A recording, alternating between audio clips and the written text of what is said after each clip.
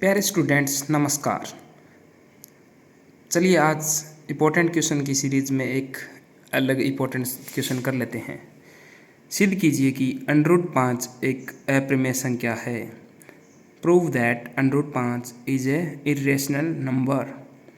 हल करने के लिए पहले आपको बताया हुआ है, जैसे अपने उल्टा मानते हैं। अप्रमेय संख्या सिद्ध करने के लिए उसका विपरीत मान लो कि माना √5 एक प्रमेय संख्या है। अगर प्रमेय संख्या होगी तो क्लास 9th में हमने पढ़ा है प्रमेय संख्या को हम P/Q के रूप में लिख सकते हैं, जहाँ पे Q 0 नहीं होना चाहिए, मतलब हर 0 नहीं होता, तथा P, सह अभाज्य संख्याएं हो।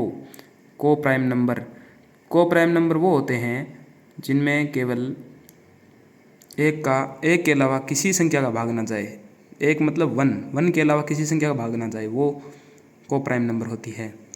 √5 बराबर P/Q, तो दोनों तरफ वर्ग करने पर √5 की स्क्वायर बराबर P की स्क्वायर बटा Q की स्क्वायर। √5 की स्क्वायर हो गया 5 बराबर P की स्क्वायर बटा Q की स्क्वायर।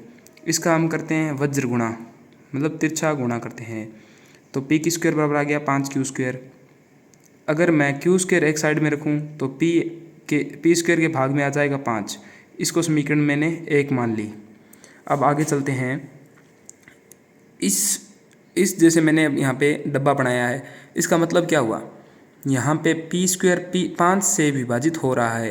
अतः हम जानते हैं कि प्रमेय 1.1 है, आपकी किताब में दी हुई है, उसके हिसाब से हम कह सकते हैं कि P भी 5 से विभाजित होगा।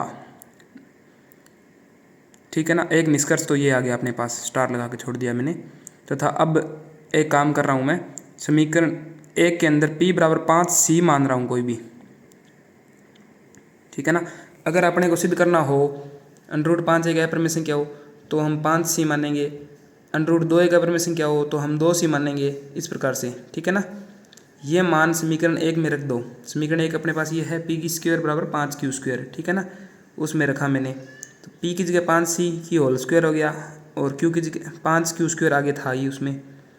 ठीक है, 5C की होल स्क्वायर करेंगे तो 5 की स्क्वायर 25 और C की स्क्वायर बराबर 5Q स्क्वायर। दोनों को 5 से भाग दे दिया, 5 से भाग दिया तो 5C स्क्वायर बराबर Q स्क्वायर आ गया। C की स्क्वायर बराबर में Q स्क्वायर बटा 5।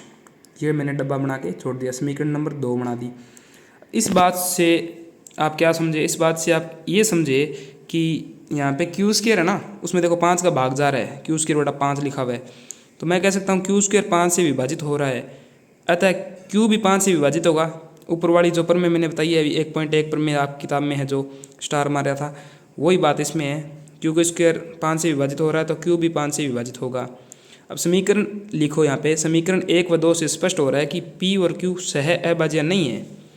क्यों? क्योंकि दोनों देखो, दोनों में कुछ ना कुछ 5 का आ रहा है, कुछ ना कुछ उभयनिष्ठ गुणनखंड आ रहा है, जरूर आएगा।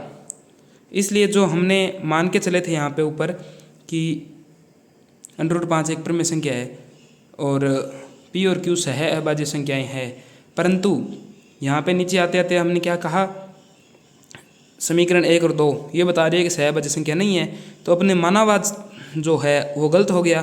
तो यहाँ पे लिखना ये है कि हमारे सामने विरोधाभास की स्थिति पैदा हो गई है, कंट्रोवर्सी हो गई है हमारे सामने, हमारा मानना गलत साबित हुआ है। गलत साबित हो गया तो मतलब अपने प्री में मानना था वो गलत हो गया। इसका मतलब क्या है फिर, √5 एक अप्रमेय संख्या है, हैंस प्रूव्ड, यानी इति सिद्धम। ये पूरा करने का 5 नंबर मिलेगा। हर बार ये सवाल आ रहा है, कभी √5 एक अप्रमेय संख्या पूछ रहा है, कभी √2 एक अप्रमेय संख्या, कभी √3 एक अप्रमेय संख्या। तो आप इसी प्रकार √3 एक अप्रमेय संख्या सिद्ध कर लोगे ना, घर से कर लेना। ठीक है, तो धन्यवाद, थैंक यू, जय हिंद, जय भारत, जय राजस्थान।